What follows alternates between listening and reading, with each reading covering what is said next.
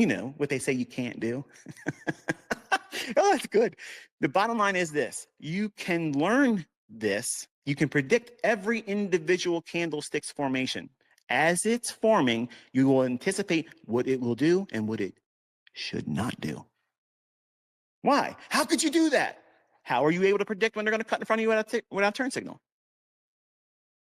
Oh, you're listening to no music. The radio's off.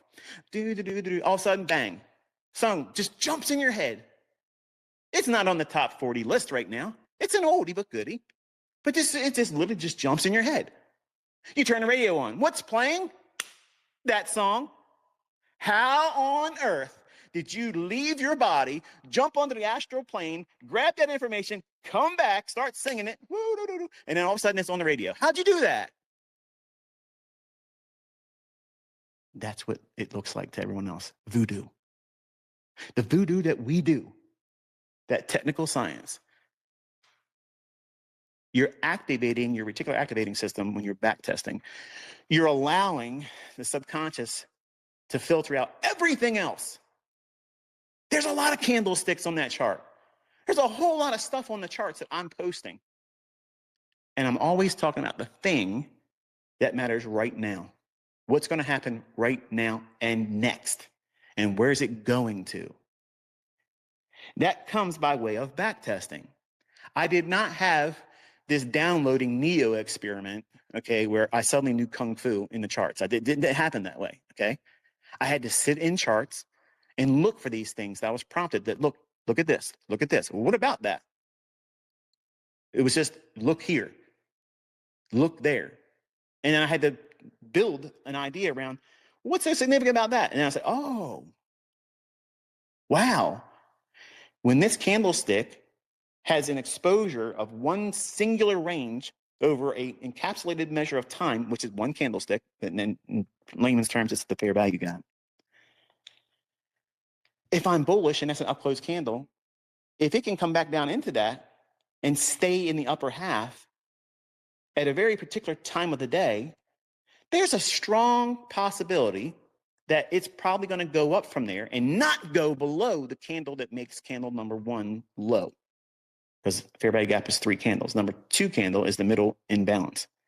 So if it's a bullish fair value gap, candle number 1, that low, should never be traded to. And that's the easiest stop loss placement idea there is. It's the easiest thing. You know what makes it hard? You know what makes it so impossible for you to use that information? Because you can't trade enough contracts.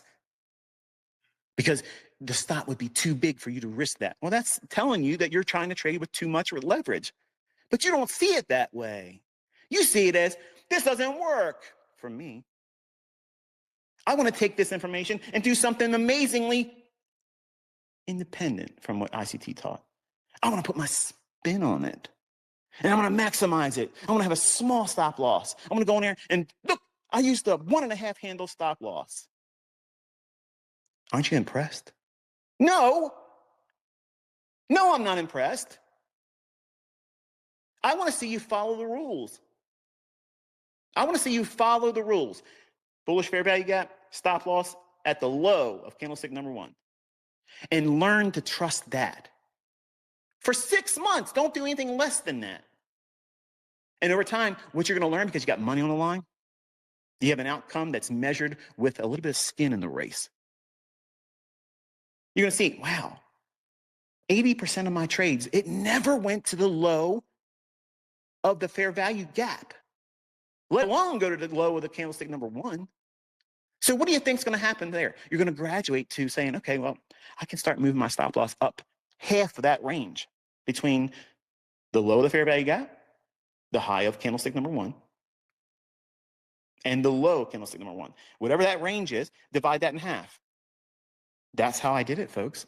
I learned to trust these things because I graduated into them. I didn't just go out and say, oh, well, you know, I got big brass. I ain't afraid of nothing. I'm going to go out there and just do it this way. No way. No way. That's not how it's done. I need to feel confident in the trade. I can't be worrying about, am I right or wrong? Am I right or wrong? Am I right or wrong? Because everybody thinks that I'm preaching being right all the time. That's just the default of doing things the right way. I'm not doing things retail logic. I'm doing things that are algorithmic, they repeat based on time and price, and they're very rigid with rules. And if you're not comfortable with rules, you will never reach excellence. Whether it be my rules or anything else that's well-defined, that has statistical probabilities behind it and evidence that it's profitable, no matter what it is, if you're not rule-based and you can't adhere to rules, you will not ever reach excellence. And if you know that's something you're never going to work towards, don't do this.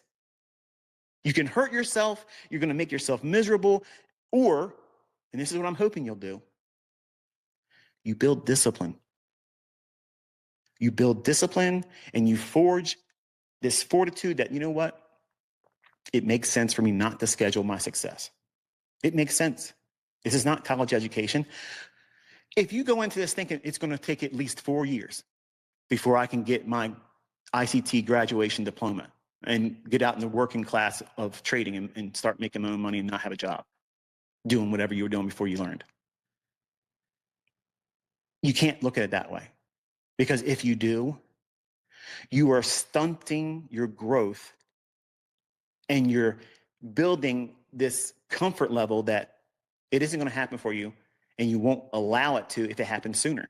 I'm not trying to encourage you to be impatient about it. I'm just saying that many of you will go into this and discover what you were fearful of, the things that you thought were never going to be happening for you. It's impossible for you. What's going to happen for you is going to happen quicker than you thought. And when those things happen and you allow it to be organically occurring, not forced, not pretended, not fake it till you make it. When it happens, they are an encouragement that I can't really adequately describe in words. And when you have it happen to you, you're going to struggle to find words to describe how it feels too, because it feels very empowering. It's like rocket fuel, and it's very encouraging, and it crushes depression. It crushes it because it's a reminder that, you know what? There may have been people that you said that you're going to learn how to do this, and they tried to talk you down out of it. Like you're on a cliff, getting ready to jump off of it, or a high rise, and you're going to jump and commit suicide. Man, don't do it, bro. Don't do it, sister. You got so much to live for. Don't touch smart money concepts. Don't take that leap. And you realize that everybody trying to talk you down from that higher position, that better vantage point, because that's really what it is. You're not jumping off. You're going higher. But their mindset is, their only reason why they're going up higher because they want to jump off and commit suicide and do all the wrong things, lose their shirts, be embarrassed that they ever did that stuff. You can't blame them. You can't blame the ant's perspective when the eagle's looking down. They don't see it from their perspective. We don't think like them. Their position is lower, and they're rarely looking above themselves. They're only looking what's in front of them right now. How do you know? Look how they move. In a line, following each other. They're great at preparing. They're hard workers. They're 9-to-5ers. They show up every day on time. They get the job done. Need proof? Take a piece of chicken and put it on the sidewalk and see how long it takes for a whole army of them to come out there. And they're following each other in a single file row. That's not what we are. We have our wings spread open. We have a different perspective. We have heights that we're enjoying. The wind is beneath our wings. We're not trying to do much. All we have to do is spread our wings open. And the winds of success, of the things that we put behind us, the back testing, all of these rules that we put behind ourselves, that's what's giving us the lift. Sure, there may be an air pocket in the eagle's wings, even though they're spread out and they drop a little bit. They make an adjustment, and they're back in the same thing they were doing a moment ago. They're not panicking and forgetting how, oh, I forgot how to fly. There's a disturbance. There's a big gust of wind. Something happened. I forgot how to fly. I got to start doing something. I better get down there and start walking around on these claws. I got really strong claws, these sharp claws, these talons. The wind just changed a little bit. I got to get out of the air and go down there and walk around on these claws. They don't do that. They don't do that. But that's exactly what people do when they try to learn how to trade. They don't discipline themselves. They don't stick to what works. They don't even know who they are as a trader because they don't do back testing. They don't journal. They don't log. They don't tell themselves you're doing the right things right now. And they encourage themselves in their journal. If you're going on social media, asking other people to pat you on the back that you did the right thing on that trade, you're doing it wrong.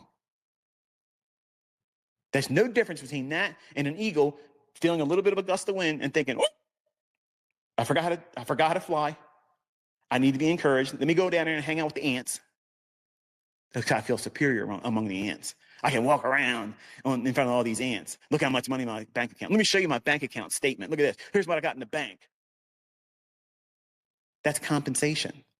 That's the clearest indication you don't have it together. That's not excellence.